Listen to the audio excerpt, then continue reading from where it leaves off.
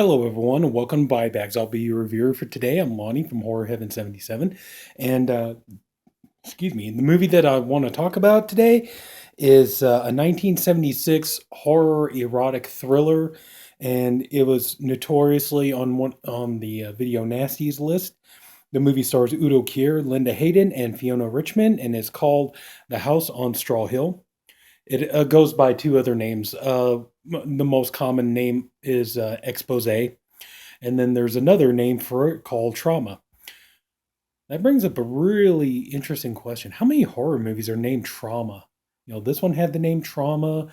There's the one with Colin Firth and Minu Suvari. There's the Dario Argento one. It's like, man, how many horror movies have the name Trauma? Oh, by the way, yeah, just real quick, I'm sure everybody's really interested to know this, but yeah, if it looks weird because the whole background is blank and everything, it's because I'm moving to a new apartment. So, anyway, like I said, I'm sure you're all interested in hearing that. Let's get on with the review. This movie, yeah, what to say about this movie? First of all, it's like, I like Udo Kier as an actor. I like a lot of the performances he's done, and I always enjoy seeing him in a movie, whether big role, small role, whatever he's doing. I always liked him as an actor. I really liked him in the Andy Warhol, like Blood for Dracula, Flesh for Frankenstein. Fresh for Frankenstein? Flesh for Frankenstein. I liked him in both of those movies. I liked him in a lot of movies. And he does a good job in this movie considering the character, even though his character is kind of a pardon my language, but yeah, his character is a little bit of a rat bastard, but we'll get into that. The one thing I think is kind of odd though is like when I watch this movie, I have the same problem when I watch Suspiria. It's like when you've watched Udo Kier, for decades, you've seen him in movies and on television and things like that. It's really, really weird, when you see somebody dubbing his voice because you're just so used to, like when he's getting ready to speak, you're expecting to hear, he's got that, authentic German accent and everything, and so it's really weird to hear his voice being dubbed by another actor, and it's kind of off-putting when I watch this movie, but still, it doesn't take away from his performance or anything. Just it's just kind of weird when you're so used to hearing his voice. But anyway, the story. He plays a writer named Paul Richmond, and he's getting ready to work on his second novel, and he's having like really weird, very vivid, very violent, very bizarre kind of paranoid dreams and nightmares and things like this. And he's very erratic. He has this kind of upper class girlfriend who basically they have this kind of wild sexual relationship, and her name is Suzanne. She's played by Fiona Richmond, who is back in the '70s was a big softcore adult film actress, and she shows a lot in this movie. You're gonna you're going into this movie hoping you're gonna see something. I promise you will see it. And yeah, so they're having arguments and stuff, and so he decides he's going to break up with her, and so he's going to rent this cottage out, in the British countryside, and he's going to go and he's going to write his second book. So it goes, and he's drinking a lot. He's still having all these bad dreams, these bad nightmares, and things like that. And he's trying to write his book. It's not going well, and so he ends up he decides that he's going to go ahead and he's going to hire a secretary who's going to write the book out for him. What he's going to do is basically he's going to dictate it, and she's going to type everything down. And so he hires this woman named Linda, played by Linda Hayden, who horror fans will definitely remember her from movies like Blood on Satan's Claw or Taste the Blood of Dracula. She's been around for a long time, and um, so he goes, picks her up at the train station, and on their way home, he decides, he's going to stop at the store, get some things. Well, these two guys come up, and they decide they want to try to get with her. And interesting note, one guy is like older, another guy is younger, and the younger guy is actually Vic Armstrong. And if you don't know who that is, he was actually the stuntman for uh, Harrison Ford in some of the Indiana Jones movies. Like most notoriously, when Harrison Ford was filming Temple of Doom, he had he he really damaged his back, and he had to have surgery to get it fixed and everything. And so he was out of shooting for a while. So they shot around him, and Vic Armstrong doubled for Harrison Ford during that time. But anyway, back to that.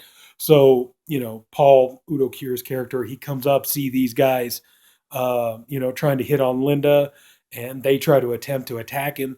And, he turns around, basically Jackie Chan's these guys, kicks the crap out of them.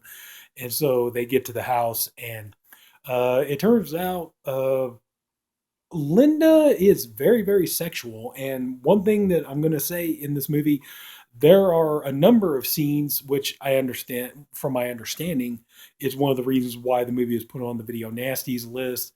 And, this movie, helped get this movie banned. And so, but on here, you get to see it full and uncut.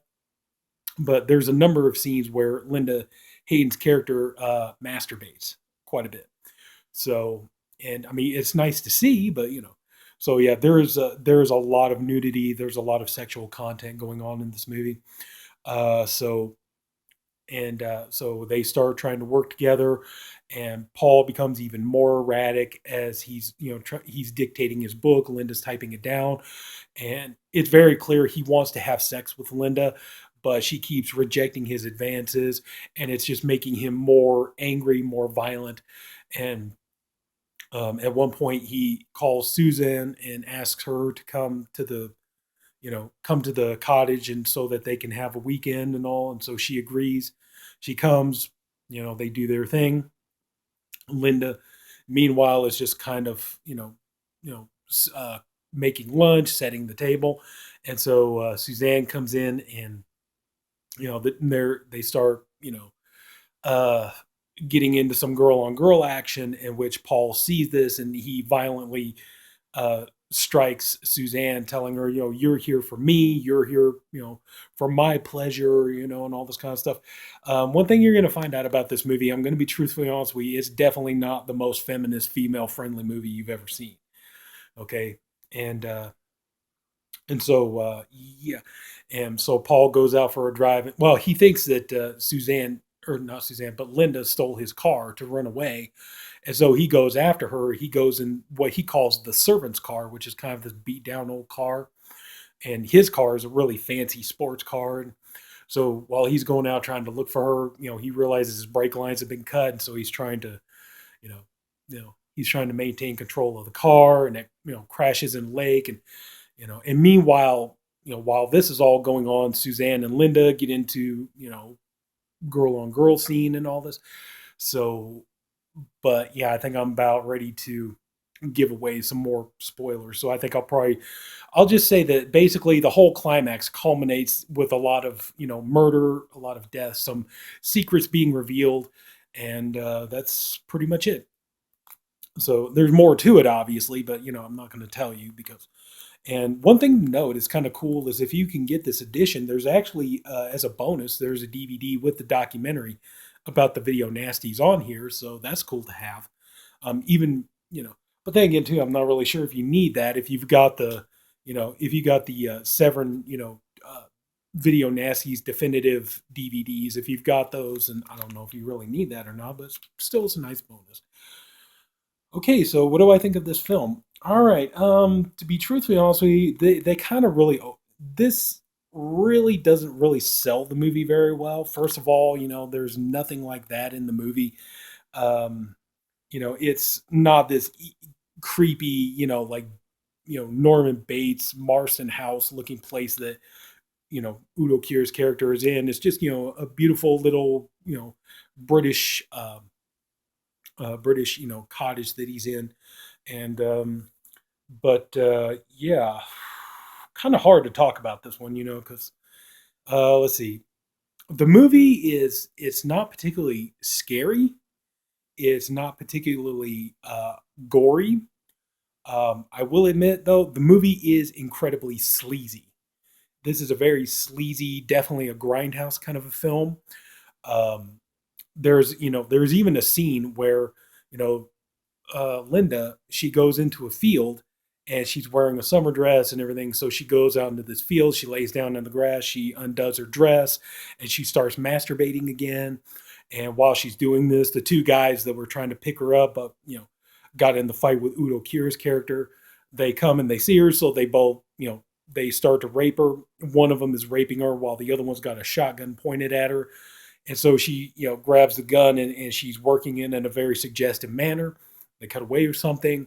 You hear the gunshot, comes back, and then it turns out she managed, it's not explained how she gets the shotgun, but somehow she does manage to get the shotgun and she ends up killing both of these guys.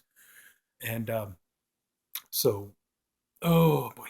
But yeah, the movie, there's a lot of sexual content in it and there is some blood in it and everything. And I have to say, I think this would definitely be one of those movies, to be truthfully honest with you. This is one of those movies you would probably be a lot better if you could watch it on VHS because the high definition here really does not help at all. I mean, you've heard people talk about how you could kind of see the fault in special effects when they're when you watch it in high definition. Like you could tell that's a fake hand, or you could tell that's like a rubber appliance or something like that.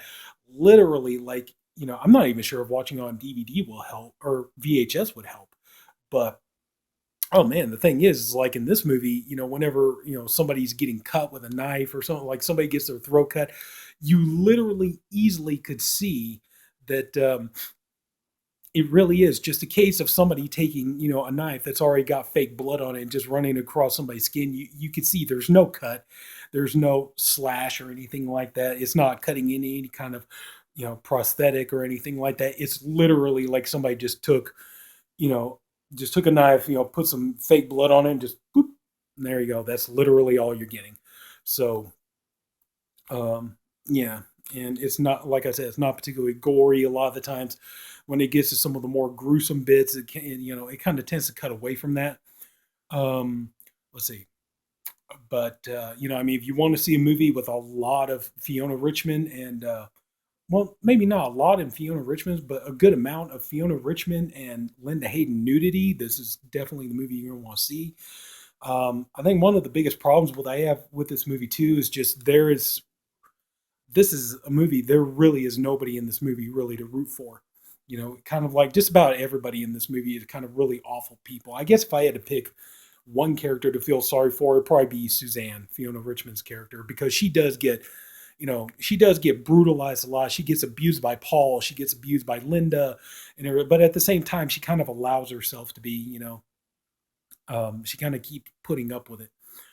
But yeah, I mean, this is kind of the movie. If you like your horror movies like really, really super sleazy, then yeah, I could definitely recommend this.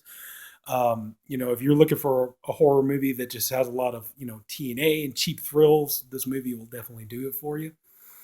I mean, at the same time though, too, it's kind of cool to have it because uh, if you're looking for something scary, I would definitely recommend trying something else. If you're looking for something gory, I would very much recommend try to look for something else because, like I said, this movie is not particularly scary. It's not particularly gory either. But at the same time, it is kind of cool to have it because if you are trying to, build a collection of the video nasties list, trying to get all the movies that were on the video nasties list, so it's kind of cool to have it for that. But other than that, though, that's really about the only way I could really recommend this movie is just because it's very very sleazy. It's more of an erotic thriller than it is a horror film. But yeah, I mean that's I'm sorry, that's really about all I could say about it. It's just just pretty much just watch it for the beautiful female eye candy. That's pretty much about the best you're going to get out of this movie. But and like I said too, I mean Paul is like not very much character development. Like I said, Udo Kier's character is very much he's kind of a rat. He's very much a slimy rat, and there's kind of a reveal about his character at the end of the movie that just makes him even more unlikable. But like he's very abusive towards women. He drinks a lot. Um, like he's giving Linda a really hard time because Linda won't sleep with him. Suzanne, like he's always like physically and verbally abusive to her. So just yeah, that's kind of a real hard part. It's just not really any character in this movie to root for. So yeah, sorry, I know my review is a little disjointed, but anyway, so yeah, I mean if you like kind of sleazy grindhouse movies, and yeah, I guess House on Straw Hill will definitely be up your alley. So All right, so that's pretty much going to do it. So if anybody took the time to watch this, I thank you for doing it. I appreciate you for doing it. I honestly hope you enjoyed the video. If you did, please leave it a like. If you haven't already, go and subscribe to the Body Bags channel. We have a different reviewer, one for every day of the week. I'm the Friday reviewer. We have label weeks coming up. We have, you know, like I believe next week we're doing horror films from 1996. So we got some good ones coming up for that. So, theme weeks, all kinds of good stuff. So, yeah, everybody, please, thanks again. Have a good night. Take care, and I'll see you later. Bye bye.